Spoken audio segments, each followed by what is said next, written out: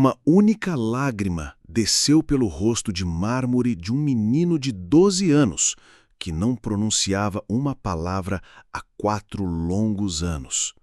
Mas quando aquela mulher simples, vestida com seu uniforme azul desbotado, começou a entoar uma antiga canção de ninar em francês, o impossível aconteceu. Ei, você que está assistindo, de onde você está nos acompanhando nesta jornada? Conta pra gente nos comentários. Estamos curiosos para saber se você está em casa, no trabalho ou talvez ouvindo enquanto faz uma caminhada. Se você quer descobrir como uma melodia esquecida conseguiu quebrar 4 anos de silêncio absoluto e transformar para sempre o destino de uma das famílias mais poderosas do Brasil, deixa aquele like maroto, se inscreve no canal O Historiador de Ouro e ativa o sininho, porque esta história vai tocar seu coração de uma forma que você jamais imaginaria possível. O outono de 2019 pintava as folhas dos jardins suspensos da Mansão Pereira com tons dourados, criando um cenário de beleza melancólica que espelhava perfeitamente o estado de espírito de seus habitantes.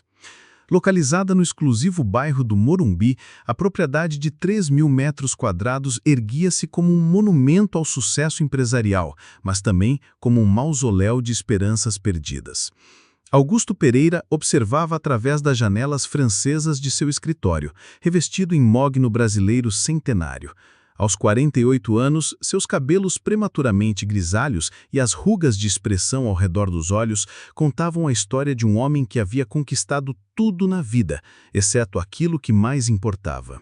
Seu império de mineração se estendia por 3 continentes. Suas ações na Bolsa de Valores batiam recordes mensais e revistas internacionais o classificavam entre os 100 homens mais influentes da América Latina. Mas nada disso importava quando ele subia aquelas escadas de mármore Carrara em direção ao quarto de seu filho. Senhor Augusto, a voz de Dona Mercedes, a governanta espanhola que administrava a casa há 25 anos, ecoou pelo corredor. A nova funcionária chegou para a entrevista. Augusto não desviou o olhar da paisagem. Desde o incidente, como a família se referia ao acidente que mudou tudo, ele havia se tornado ainda mais recluso, delegando até mesmo as decisões domésticas mais simples. "Minha esposa está cuidando disso", respondeu, com a voz cansada de quem repetia a mesma frase há 4 anos. No andar térreo, Helena Pereira aguardava no hall principal, seus dedos nervosos brincando com um colar de pérolas que havia sido presente de casamento. Aos 42 anos, mantinha a elegância natural que havia tornado uma das socialites mais fotografadas de São Paulo, mas seus olhos verdes revelavam uma tristeza profunda que nenhuma maquiagem conseguia disfarçar. A porta principal se abriu e Dona Mercedes conduziu uma mulher de aparência simples pelo vestíbulo adornado com obras de arte contemporânea brasileira. "Senhora Helena, apresento-lhe Esperança Santos", disse a governanta em seu sotaque castelhano característico. A mulher que se aproximou tinha cerca de 45 anos, com pele morena queimada pelo sol do interior e mãos calejadas que falavam de uma vida inteira dedicada ao trabalho honesto. Seus cabelos escuros estavam presos num coque simples e ela vestia um vestido azul marinho modesto, mas limpo e bem passado. Havia algo em seu sorriso genuíno, na firmeza de seu aperto de mão, que imediatamente chamou a atenção de Helena. "É um prazer conhecê-la, Dona Helena", disse Esperança, sua voz carregando o sotaque musical do interior de Minas Gerais. "Agradeço a oportunidade de estar aqui." Helena estudou-a por um momento. Diferentemente das outras candidatas que haviam se apresentado, todas com referências impecáveis de outras famílias da alta sociedade, havia algo diferente em Esperança, uma luz interior que parecia irradiar tranquilidade. "Suas referências são excelentes", comentou Helena, consultando uma pasta de documentos. "Trabalhou 15 anos na fazenda da família Andrade em Formiga. Eles falam muito bem de sua dedicação e discrição." "A família Andrade me tratou como se fosse da família", respondeu Esperança com gratidão sincera. "Mas quando o patriarca faleceu e decidiram vender a propriedade, precisei buscar novas oportunidades." Helena assentiu, mas sua expressão se tornou mais séria. "Preciso ser muito clara sobre algo, Esperança. Esta casa tem particularidades que exigem sensibilidade especial. Meu filho passou por um trauma há 4 anos e desde então não fala. Ele precisa de absoluta tranquilidade, especialmente durante o dia. A expressão de esperança se suavizou e Helena notou algo que não havia visto nos olhos de nenhuma outra candidata. Compaixão genuína, não apenas profissional. Compreendo perfeitamente, senhora. Cuidei de uma criança especial na fazenda dos Andrade. Sei como é importante respeitar o tempo e o espaço de cada um. O que Esperança não mencionou foi que em seu povoado natal de São Gonçalo da Baetê era conhecida não por seu silêncio, mas por sua voz extraordinária.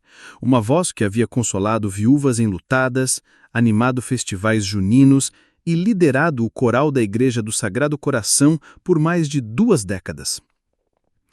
No terceiro andar da mansão, em um quarto que mais parecia uma suíte de hotel de luxo, Gabriel Pereira, de 12 anos, permanecia sentado junto à janela panorâmica que oferecia uma vista privilegiada de toda São Paulo. Seus cabelos castanhos caíam sobre os olhos azuis que um dia haviam brilhado com travessura infantil, mas que agora pareciam perdidos em um mundo interior ao qual ninguém mais tinha acesso. O quarto havia sido cuidadosamente projetado para estimular qualquer interesse. Estantes repletas de livros de aventura, um sistema de som de última geração, videogames que custavam mais que carros populares, instrumentos musicais de todos os tipos, mas Gabriel permanecia imóvel, seus dedos traçando padrões invisíveis no vidro da janela, como se estivesse escrevendo mensagens em um idioma que apenas ele compreendia. Dr. Ricardo Maldonado, o renomado psiquiatra infantil que vinha atendendo Gabriel há 3 anos, fechou sua pasta de anotações com um suspiro quase imperceptível. Homem de 60 anos, com uma reputação internacional no tratamento de traumas infantis, havia tentado todas as abordagens possíveis: terapia lúdica, hipnose clínica experimental, até terapias alternativas com animais. Como ele esteve esta semana? Perguntou ao encontrar Helena. Igual aos últimos 1.500 dias, respondeu ela com a voz quebrada ligeiramente. Come apenas quando o Jurema insiste muito. Dorme pouco e quando dorme... Ela parou, incapaz de continuar. Os pesadelos continuam? Helena assentiu. Todas as noites. Ele acorda gritando, mas durante o dia nada. É como se toda a sua capacidade de comunicação se concentrasse apenas nos momentos de terror. Dr. Ricardo Maldonado havia sido chamado inicialmente pelos melhores especialistas de São Paulo, Rio de Janeiro e até mesmo consultores internacionais. O menino havia passado por todos os exames possíveis, ressonâncias magnéticas que custaram fortunas, eletroencefalogramas realizados em clínicas suíças, consultas com os mais renomados neurologistas pediátricos do mundo. O diagnóstico médico era tecnicamente simples: mutismo seletivo pós-traumático. Mas a realidade era infinitamente mais complexa. Gabriel não apenas havia parado de falar, era como se uma parte essencial de sua alma tivesse recolhido a um lugar tão profundo que nem mesmo os melhores especialistas conseguiam alcançar. Há algo que gostaria de tentar, disse Dr. Maldonado, hesitante. Terapia musical intensiva. Tenho um colega em Viana que obteve resultados surpreendentes com casos similares. Helena o olhou com uma mistura de esperança e ceticismo. Nos últimos 4 anos, ouvira promessas similares dezenas de vezes. Doutor, já tentamos terapia musical. Gabriel tem um piano de cauda no quarto, violões, até mesmo uma harpa. Nada desperta seu interesse. Não estou falando de instrumentos, estou falando de voz humana. Canções específicas, frequências determinadas. Há estudos que sugerem que certas melodias podem acessar memórias e emoções que outros métodos não conseguem alcançar. Naquele momento, ambos foram interrompidos por um som que não ouviam há muito tempo. Passos no corredor. Não os passos medidos de Jurema, nem os saltos de Helena, mas passos leves, quase dançantes. Era Esperança, carregando uma cesta com produtos de limpeza, cantarolando baixinho uma melodia que parecia vir de muito longe. Ela parou imediatamente ao ver Helena e o médico, cobrindo a boca com embaraço. Peço desculpa, Sra. Helena. Não percebi que estavam conversando. Que música era essa? Perguntou o Dr. Maldonado, subitamente interessado. Esperança corou. Uma cantiga antiga de minha terra. Doutor, minha avó costumava cantar para me acalmar quando eu era pequena. Naquele momento, algo extraordinário aconteceu. Da porta entreaberta do quarto de Gabriel veio um som que eles não ouviam há 4 anos. O ranger de uma cama, seguido de passos leves em direção à porta. Para entender completamente o milagre que estava prestes a acontecer, precisamos voltar no tempo e conhecer a verdadeira história de Gabriel Pereira e o acidente que mudou tudo. Era uma quinta-feira de março de 2015. O Brasil vivia um momento de tensão política e econômica, mas dentro da bolha dourada da família Pereira, o mundo parecia perfeito. Gabriel, então com apenas 8 anos, era uma criança extraordinariamente comunicativa e carismática. Falava 3 idiomas fluentemente, tocava piano com a habilidade de alguém muito mais velho e tinha o dom raro de fazer qualquer adulto sorrir com suas observações espirituosas sobre o mundo. Naquele dia específico, Helena havia organizado uma festa de aniversário surpresa para Augusto. A mansão estava decorada com arranjos florais que custaram mais que muitas pessoas ganham em um ano. E os 50 convidados mais influentes de São Paulo confirmaram presença. Gabriel havia passado semanas ensaiando uma peça musical que queria apresentar como presente para o pai. "Papai vai ficar muito orgulhoso", disse ele para Helena enquanto ela o ajudava a vestir um smoking em miniatura. Escolhi a música favorita dele. O que ninguém sabia era que Augusto havia decidido chegar em casa mais cedo para ajudar com os preparativos. E o que aconteceu a seguir mudaria suas vidas para sempre. Por volta das 16h30, Gabriel decidiu fazer um último ensaio no piano da sala principal. A música escolhida era Clair de Lune, de Debussy, a mesma peça que Augusto tocava para Helena durante seu namoro na universidade. Os dedos pequenos de Gabriel dançavam pelas teclas com uma delicadeza impressionante para sua idade. Foi nesse momento que os sequestradores invadiram a casa. O plano havia sido meticulosamente preparado. Eles sabiam que a segurança seria reduzida durante os preparativos da festa, conheciam a rotina da família e tinham informações privilegiadas sobre os movimentos de Augusto.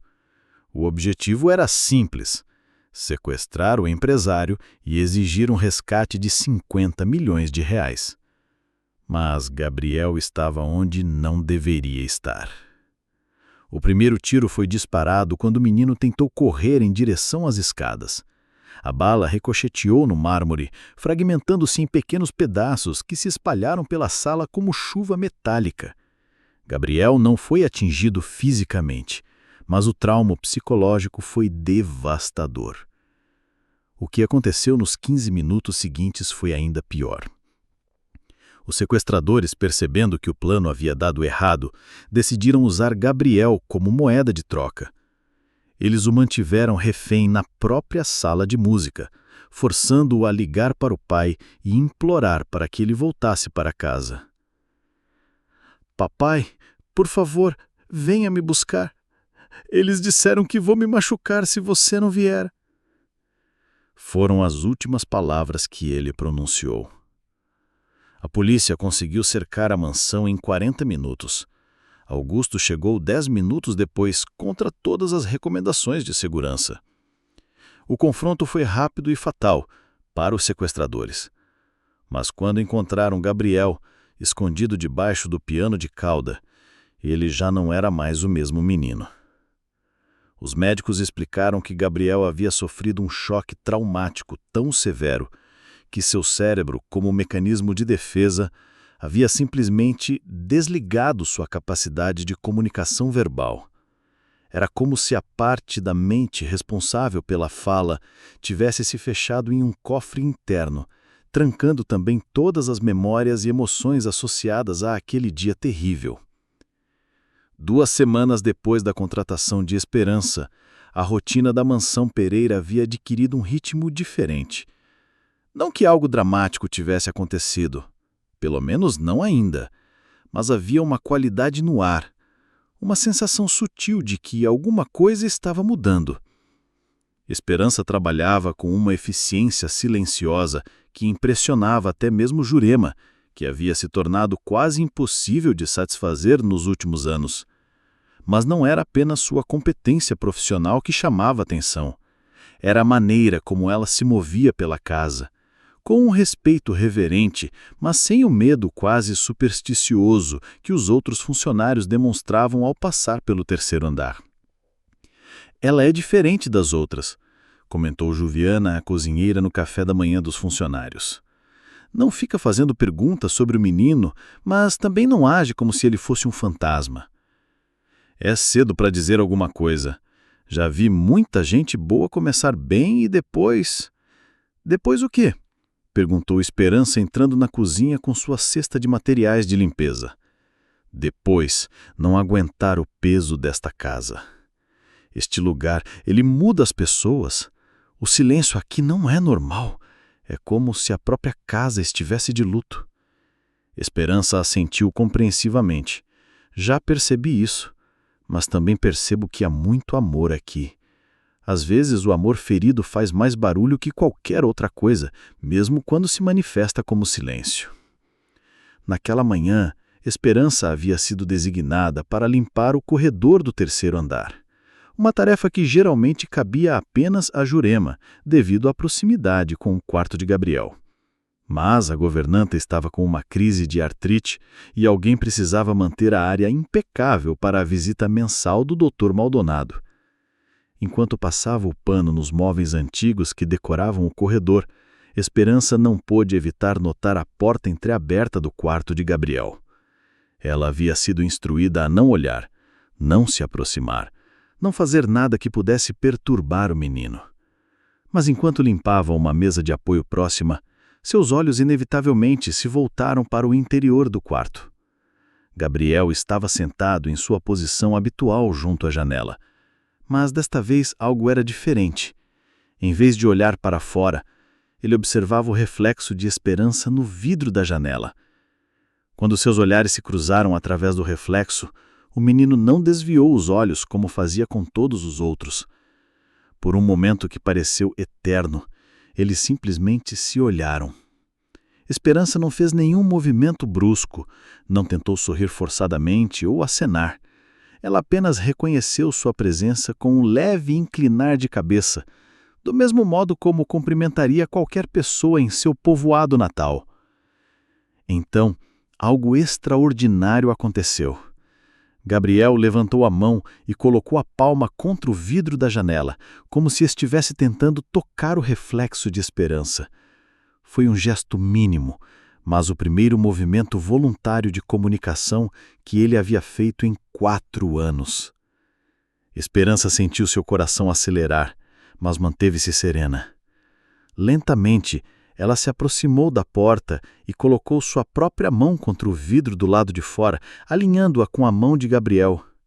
Por alguns segundos preciosos, ficaram assim, conectados apenas através da transparência frágil do vidro. Foi então que Esperança, sem pensar conscientemente, começou a cantorar a mesma melodia que havia cantado no dia de sua chegada. Era uma canção de ninar que sua bisavó havia trazido da França, onde trabalhou como governanta antes de emigrar para o Brasil no final do século XIX. A letra falava de uma criança perdida que encontrava o caminho de casa seguindo o som de uma melodia familiar. Gabriel não apenas permaneceu imóvel ouvindo. Pela primeira vez em 4 anos, seus lábios se moveram, não emitindo som, mas claramente articulando as palavras de uma música que ele não deveria conhecer, mas que de alguma forma reconhecia em um nível profundo de sua alma. A descoberta do momento íntimo entre Gabriel e Esperança aconteceu por acaso. Helena havia subido para verificar se o Dr. Maldonado havia esquecido alguma coisa após sua consulta semanal, quando ouviu algo que a fez parar no meio do corredor. Uma voz feminina cantando baixinho, acompanhada por um som que ela não ouvia há anos. Os passos de Gabriel se movendo pelo quarto. Aproximando-se silenciosamente da porta, Helena conseguiu ver uma cena que a deixou simultaneamente esperançosa e aterrorizada. Esperança estava sentada no chão do corredor, cantando em francês uma melodia melancólica e bela, enquanto Gabriel permanecia do outro lado da porta fechada, claramente ouvindo cada nota. Mas o que mais chocou Helena foi perceber que Gabriel estava tentando cantarolar junto, sua voz quase inaudível após anos de desuso, mas inequivocamente presente. Helena recuou, seu coração batendo tão forte que temia que pudesse ser ouvido. Ela correu para o escritório de Augusto, suas mãos tremendo enquanto discava o número do Dr. Maldonado. "Doutor, precisa vir imediatamente", disse ela, tentando manter a voz controlada. Gabriel está reagindo à música." Dr. Maldonado chegou em menos de 1 hora, acompanhado de sua assistente e equipamentos de gravação que permitiriam documentar qualquer progresso. Mas quando eles subiram silenciosamente até o 3º andar, encontraram apenas o corredor vazio e o quarto de Gabriel em seu silêncio habitual. "Onde está a funcionária?" perguntou o médico. "Esperança terminou seu expediente às 15 horas. Respondeu Helena, consultando o relógio. "Era exatamente esse horário quando a vi cantando." Dr. Maldonado fez várias anotações. "A consistência temporal pode ser significativa. Traumas frequentemente se manifestam ou respondem a estímulos em horários específicos. Precisa pedir para ela repetir exatamente o que fez." Mas Helena hesitou. "Doutor, se isso der errado, se pressionarmos demais e Gabriel regredir ainda mais..." "Senhora Helena", Dr. Maldonado a interrompeu gentilmente. "Em 4 anos, esta é a primeira resposta emocional genuína que Gabriel demonstrou. Não podemos ignorar isso." Na manhã seguinte, Helena aguardava nervosamente a chegada de Esperança. Quando a mulher simples atravessou a porta de entrada com seu sorriso caloroso habitual, Helena sentiu um misto de esperança e ansiedade que não experimentava há anos. "Esperança, preciso conversar com você sobre algo muito importante", disse Helena, conduzindo-a até a sala de estar íntima, longe dos outros funcionários. Esperança sentou-se na ponta da poltrona, claramente preocupada. "Fiz alguma coisa errada, dona Helena? Se foi sobre ontem, no corredor..." Não fez nada errado", reconfortou Helena rapidamente. "Pelo contrário, o que você fez ontem foi extraordinário. Gabriel reagiu à sua música de uma forma que não víamos há 4 anos. Os olhos de Esperança se encheram de lágrimas. "O menino, ele é especial, não é? Consegui sentir isso desde o primeiro dia." Helena assentiu. "Esperança, vou lhe contar algo que pouquíssimas pessoas sabem. Gabriel não fala desde que presenciou um assalto aqui em casa. Os médicos tentaram tudo, mas ele se fechou completamente. Ontem foi a primeira vez que ele demonstrou qualquer interesse por alguma coisa no mundo exterior." Esperança ouviu em silêncio, suas mãos entrelaçadas no colo. Quando Helena terminou, ela ficou alguns momentos em contemplação antes de falar. "Dona Helena, posso lhe contar uma história?" Helena assentiu. "Quando era pequena, no meu povoado, havia uma menina chamada Aninha, que havia parado de falar depois que perdeu a mãe num acidente. Ela ficou assim por 2 anos. Minha bisavó, que era conhecida como curandeira, costumava dizer que algumas pessoas guardavam suas vozes em lugares muito profundos quando o mundo se tornava perigoso demais, e que às vezes uma melodia familiar poderia mostrar o caminho de volta. E o que aconteceu com Aninha? Um dia, durante a festa da padroeira do povoado, o coral estava cantando uma música que a mãe dela costumava cantar para ela dormir. Aninha começou a chorar e depois começou a cantar junto. Baixinho no início, mas cantando. Helena sentiu um arrepio percorrer sua espinha. "A música que você cantou ontem tem algum significado especial?" Esperança sorriu. "É uma canção que minha bisavó trouxe da França. Ela trabalhava para uma família muito rica lá, cuidando dos filhos deles. A música fala sobre quando você está perdido e encontra o caminho de casa. Ela sempre dizia que certas melodias têm o poder de curar o que as palavras não conseguem tocar." Dr. Maldonado havia passado a noite toda estudando casos similares em sua biblioteca pessoal, consultando colegas internacionais e revisando gravações de terapias musicais que haviam resultado em avanços significativos. Quando chegou à mansão Pereira na manhã seguinte, trazia consigo não apenas esperança renovada, mas também um plano cuidadosamente estruturado. A chave, explicou ele para Helena e Augusto em uma reunião improvisada na biblioteca, pode estar na especificidade da música. Não é qualquer som que está provocando a reação de Gabriel. É essa melodia específica, cantada por essa pessoa específica, nesse horário específico. Augusto, que havia se mantido cético sobre qualquer nova abordagem terapêutica, desta vez demonstrava um interesse genuíno. Doutor, o senhor está sugerindo que é a combinação de fatores, não apenas a música? Exatamente. Gabriel pode estar respondendo a uma combinação de elementos. A frequência vocal de esperança, a familiaridade emocional da melodia e talvez até mesmo o contexto não ameaçador da situação. Ela não está tentando forçá-lo a reagir. Ela simplesmente existe no espaço dele. Helena se inclinou para a frente. O que o senhor propõe? Vamos criar um ambiente controlado, mas natural. Esperança continuará suas atividades normais no corredor, cantando como fazia ontem. Mas, desta vez, estaremos observando discretamente, documentando qualquer resposta. Se Gabriel mostrar progresso consistente, poderemos gradualmente aumentar a interação. O plano foi colocado em prática na tarde seguinte. Dr. Maldonado e sua assistente se posicionaram em um quarto adjacente, usando equipamentos de áudio sensíveis para capturar qualquer som que Gabriel pudesse emitir. Helena permaneceu no andar térreo, nervosa demais para testemunhar diretamente o que poderia acontecer. Esperança subiu ao terceiro andar às 15 horas em ponto, carregando seus materiais de limpeza e um coração cheio de esperança silenciosa.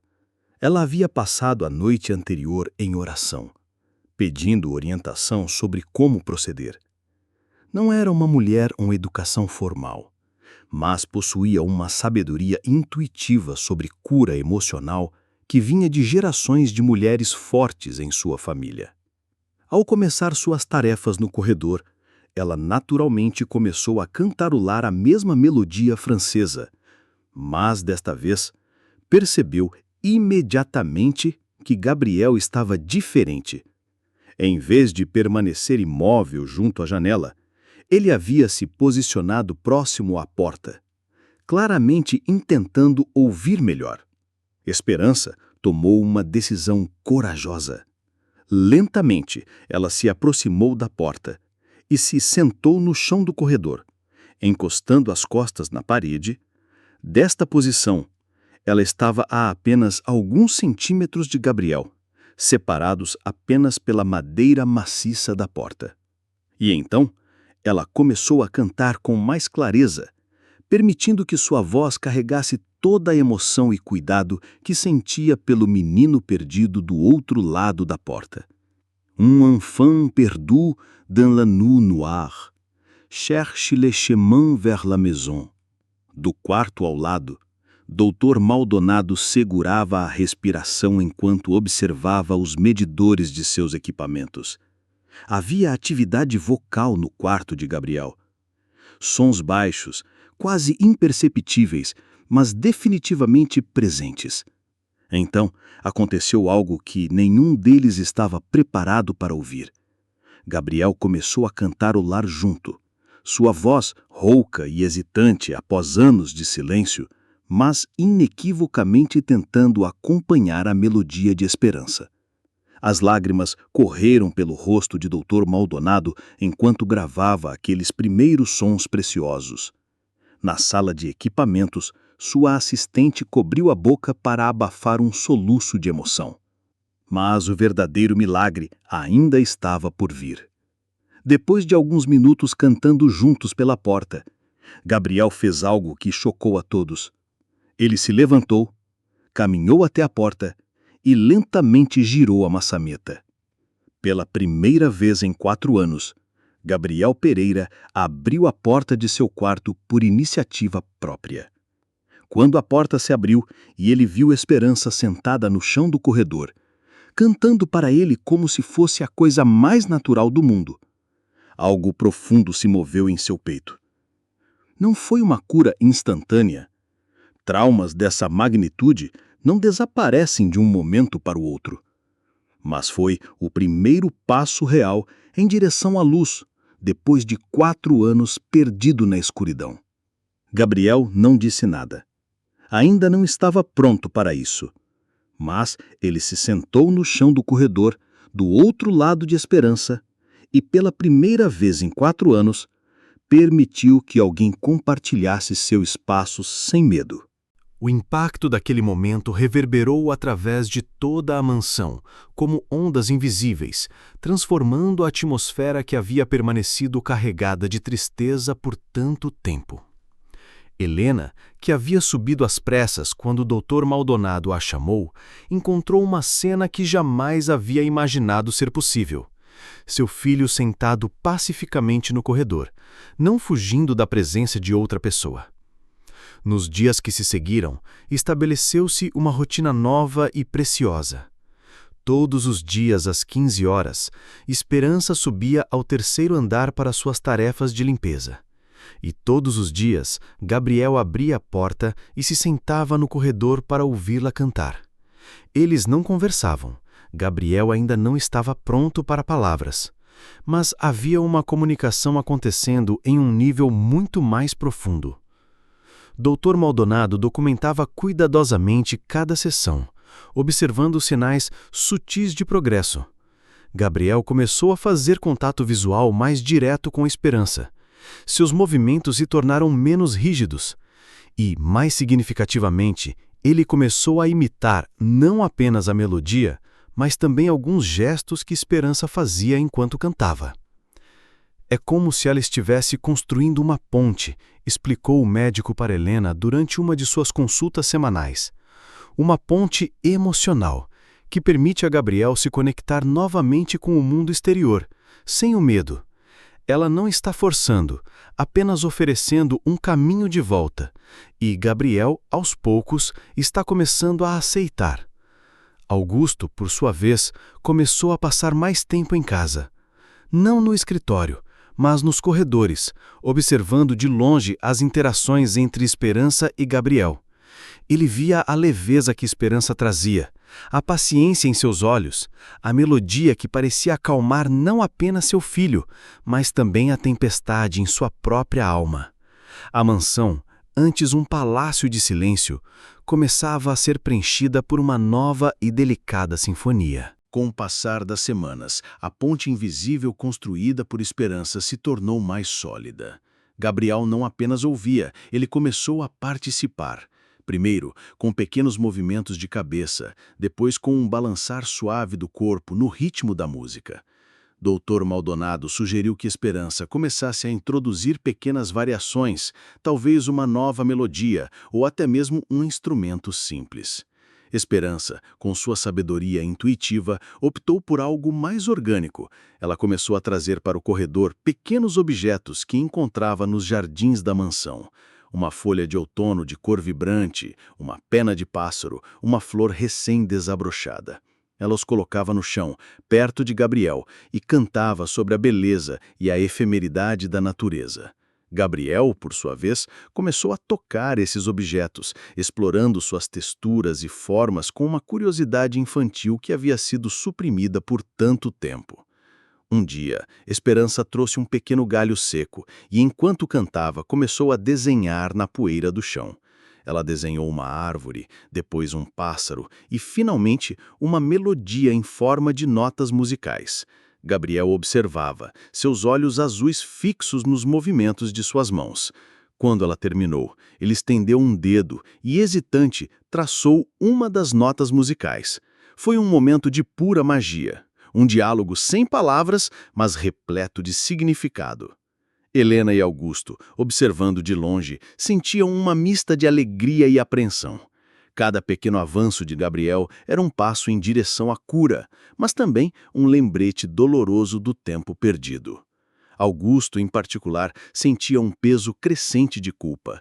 Ele havia se fechado em seu trabalho, delegando a responsabilidade de cuidar de Gabriel, e agora via o que havia perdido. Doutor Maldonado, encorajado pelos progressos, decidiu dar um passo mais ousado. Ele sugeriu que Esperança tentasse cantar uma música que tivesse alguma conexão com o passado de Gabriel, algo que pudesse despertar memórias mais profundas. Helena, com o coração apertado, lembrou-se da canção que Gabriel havia ensajado para o aniversário de Augusto, Clair de Lune de Debussy. Esperança, que não conhecia a música, ouviu a gravação com atenção. Ela não era uma musicista formal, mas sua sensibilidade musical era inata. Ela começou a cantarolar a melodia, adaptando-a a seu estilo e transformando a complexidade da peça clássica em uma canção de ninar suave e reconfortante. No dia seguinte, às 15 horas, Esperança sentou-se no corredor e começou a cantar Clair de Lune. Gabriel, que já estava à espera, sentou-se em frente a ela, seus olhos fixos em seu rosto. A melodia preencheu o corredor, e algo mudou no olhar de Gabriel. Uma sombra de dor, mas também um lampejo de reconhecimento. De repente, Gabriel começou a tremer.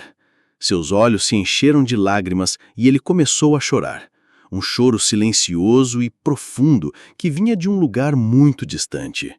Helena e Augusto, que observavam de longe, correram para o corredor, temendo o pior, mas Dr. Maldonado os deteve.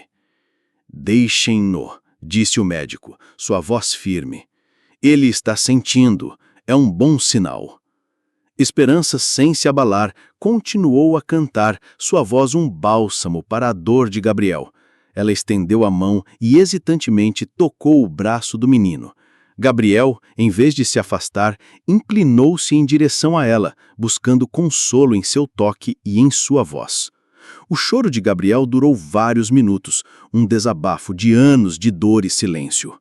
Quando as lágrimas finalmente cessaram, ele estava exausto, mas uma calma estranha pairava sobre ele. Pela primeira vez, ele parecia presente, não mais perdido em seu mundo interior. Dr. Maldonado se aproximou, com cautela.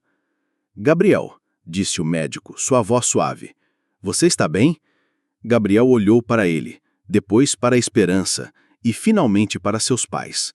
Seus olhos ainda estavam vermelhos, mas havia uma clareza neles que não se via há muito tempo.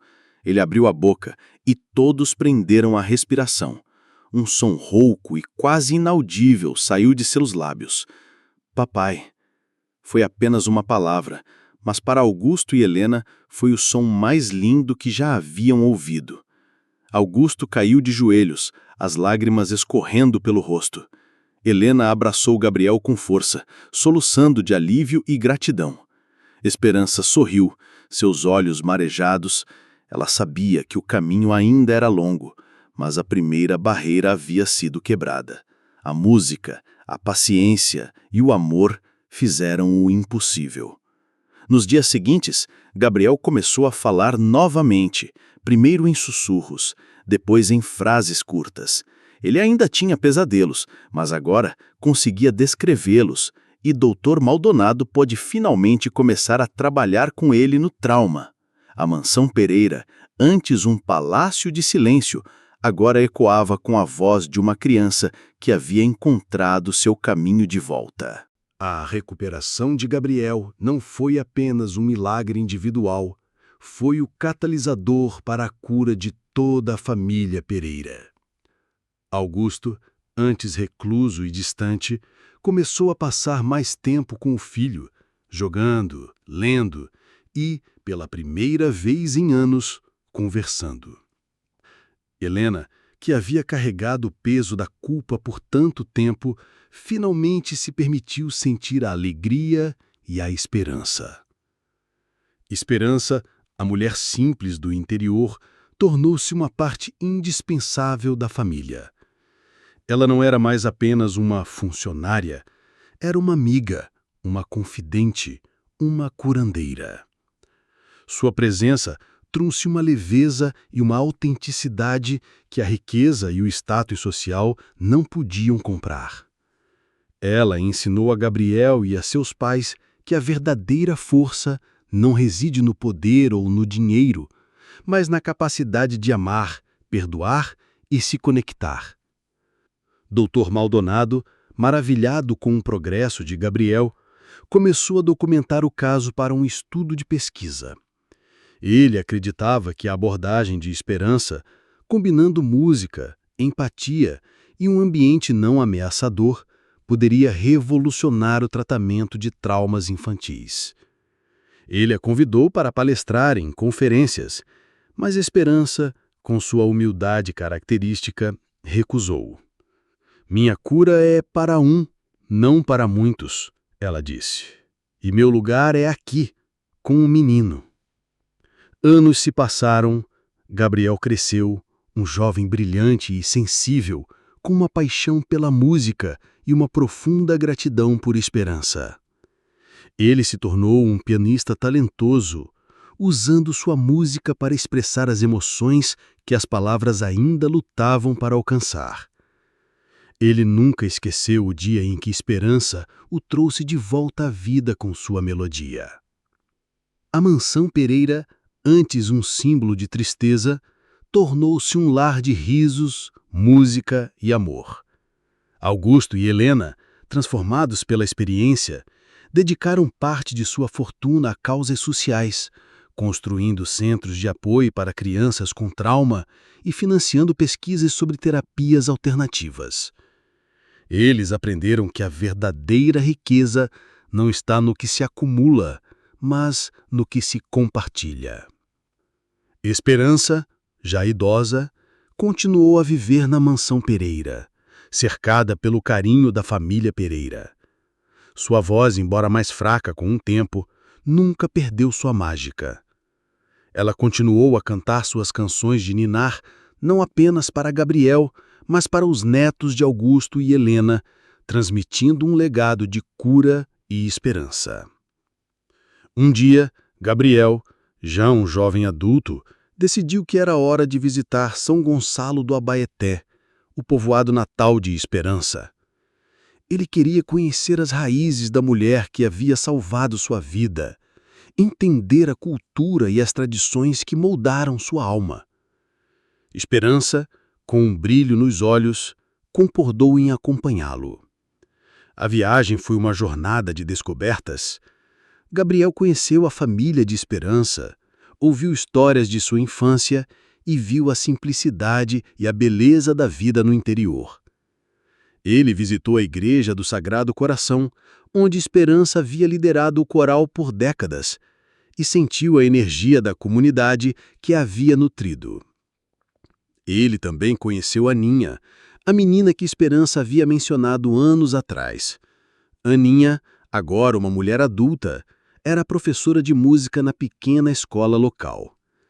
Ela e Gabriel compartilharam suas histórias, encontrando um elo comum na música e na superação do trauma. Foi um reencontro emocionante, um testemunho do poder da melodia e da resiliência humana. De volta a São Paulo, Gabriel, inspirado por sua viagem, decidiu compor uma sinfonia em homenagem à esperança e ao poder da música. Ele trabalhou incansavelmente, transformando suas emoções, suas memórias e suas esperanças em notas de acordes. A sinfonia era uma fusão de música clássica e melodias folclóricas brasileiras, um reflexo da própria jornada de sua vida. A estreia da sinfonia foi um evento grandioso, com a presença de Augusto, Helena, Dr. Maldonado e, claro, Esperança, sentada na primeira fila com um sorriso orgulhoso no rosto. Gabriel conduziu a orquestra com paixão e maestria, e a música preencheu o teatro, tocando os corações de todos os presentes. No final da apresentação, Gabriel se virou para a plateia e, com a voz clara e forte, dedicou a sinfonia à esperança. "Esta música", ele disse, é para a mulher que me ensinou que a melodia mais bonita é a do amor e da esperança. Ela me trouxe de volta à vida e por isso eu serei eternamente grato. O milagre da melodia perdida não terminou com a recuperação de Gabriel. Ele se espalhou como as ondas de uma canção, tocando a vida de muitas outras pessoas. A história de Gabriel e Esperança se tornou um testemunho do poder da conexão humana, da resiliência do espírito e da capacidade da música de curar as feridas mais profundas. Augusto e Helena, inspirados pela jornada de seu filho, criaram a Fundação Melodia da Esperança, dedicada a oferecer terapias musicais para crianças com trauma. A fundação se tornou um farol de esperança, ajudando centenas de famílias a encontrarem a cura e a voz de seus filhos. Esperança, a mulher que havia trazido a melodia de volta à vida de Gabriel, continuou a ser a alma da Mansão Pereira, um lembrete constante de que a verdadeira riqueza reside na simplicidade, na compaixão e na capacidade de tocar o coração dos outros. Sua história e a de Gabriel se tornaram uma lenda, um eco de uma melodia que nunca seria esquecida. E assim, a história de Gabriel e Esperança se encerra, mas o legado da melodia perdida continua a ressoar.